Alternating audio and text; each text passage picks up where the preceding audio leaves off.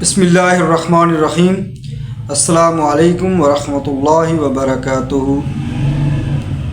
کل آئینی ترمیم پاس ہونے کے بعد ARY کے ایک پروگرام میں سینیٹر فیصل واوڈہ صاحب نے فرمایا کہ اس ترمیم کا کریڈٹ باپ کے باپ کو جاتا ہے، کسی اور کو نہیں جاتا۔ سوال یہ پیدا ہوتا ہے کہ فیصل واوڈہ صاحب نے یہ بات کیوں کی اور وہ بات کیا چھپانا چاہتے ہیں۔ 14 اور 15 ستمبر کو جب حکومت پلان کر چکی تھی کہ وہ کالا قانون آئینی ترمیم کا مسودہ پاس کروانا چاہ رہی تھی، جب مولانا فضل الرحمان نے اس کو ناکام کیا تو اسی فیصل واوڈہ صاحب نے یہ فرمایا تھا کہ جب حکومت نااہلوں کی ہو، نکموں کی ہو، تو آئینی ترمیم کیسے پاس ہو سکتی ہے۔ یعنی اس حکومت کو وہ نااہل اور نکمے قرار دے رہے تھے۔ اب سوال یہ پیدا ہوتا ہے کہ فیصل واوڈہ کس کے نمائندے ہیں۔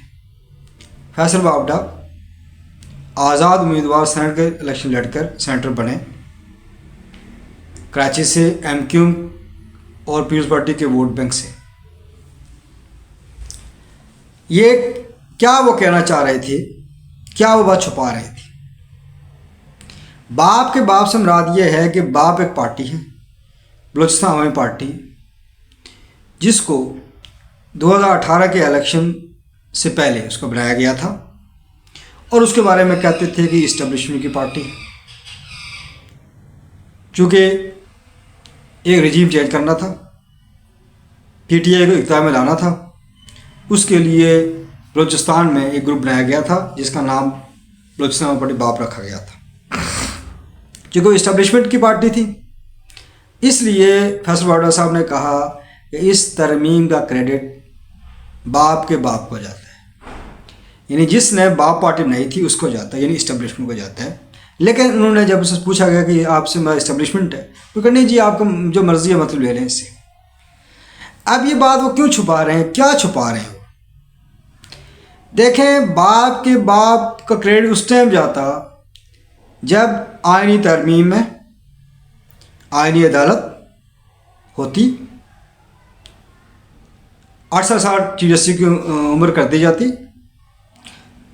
جب ججوں کا تبادلہ ہو سکتا ہوتا، جب فوجی عدالتیں بنتی، تو پھر یہ ترمیم پاس ہوتی، تو یہ کریڈٹ باپ کے باپ کو جاتا تھا۔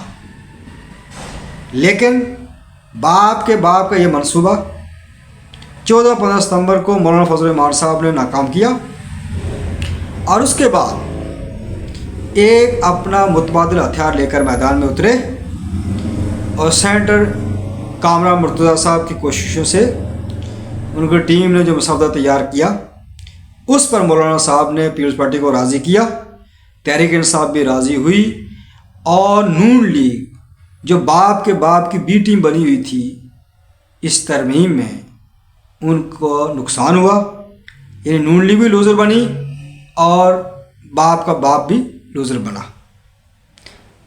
اور اصل کریڈٹ جاتا ہے اس ترمیم میں، وہ ہے مولانا فضل الرحمان صاحب کو۔ ظاہر ہے یہ حقیقت فیصل واوڈہ صاحب نہیں بتا سکتے تھے، تو انہوں نے بہتر سمجھا کہ قوم کو گمراہ کیا جائے اور سب کچھ انہی کھاتے میں ڈال دیا جائے جنہوں نے 8 فروری کے الیکشن میں دھاندلی کر کے اس حکومت کو مسلط کیا۔ لیکن وہ پلان جو بنایا گیا تھا، جس کی وکالت میاں نواز شریف صاحب بھی کر رہے تھے اور نون لیگ بھی کر رہی تھی، اس کو مولانا فضل الرحمان نے ناکام کیا، پیپلز پارٹی نے ساتھ دیا۔ یہ ہے حقیقت۔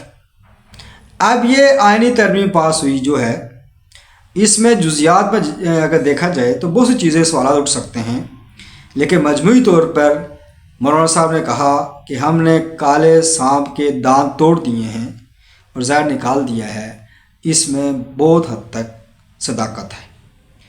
اور کالا سانپ कौन है पाकिस्तान में, ये पूरी पाकिस्तानी कौम जानती है। लेकिन फैसल वावडा ऐसा बयान देकर अपना रेटिंग बढ़ाते हैं और कौम को ये पैगाम देना चाहते हैं कि देखो जी, जो कुछ हुआ है वो उन्हीं के इशारे पर हुआ है और किसी और कोई किरदार नहीं है। दरअसल ये उन हकीकतों को छुपाना चाहते हैं कि पाकिस्तान की तारीख़ में जो मरकज़ी पार्टियां रही हैं वो हमेशा इक़्तिदार के लिए इस्टेब्लिशमेंट की बी टीम बनती रही हैं।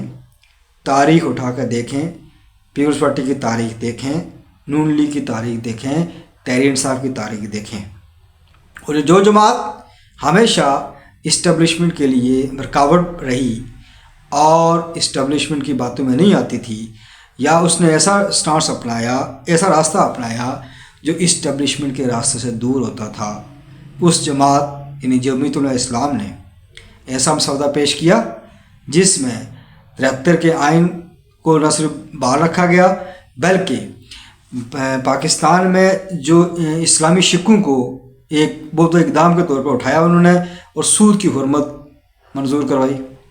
क्या ये बाप का बाप चाहता था? कभी भी नहीं। क्या मदारिस रजिस्ट्रेशन बाप का बाप चाहता था? कभी भी नहीं।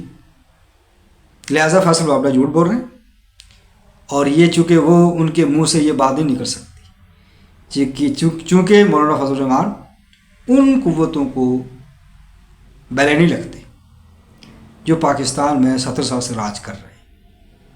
नाजरीन, मेरी इस गुफ्तगू का मकसद ये था कि आपको ये शऊर दिया जाए, बाज़ दफ़ा जुमले जो होते हैं वो बड़े गहरे होते हैं, उनको समझना पड़ता है। इसी तनाज़र में मैंने ये पूरी वजाहत की। अब इस चीज़ को सामने रखते हुए मेरी ये वीडियो आप सुनेंगे तो आपको बात समझ आ जाएगी कि फैसल वावडा किस किस बात बोल रहे हैं और वो क्या छुपा रहे हैं। शुक्रिया।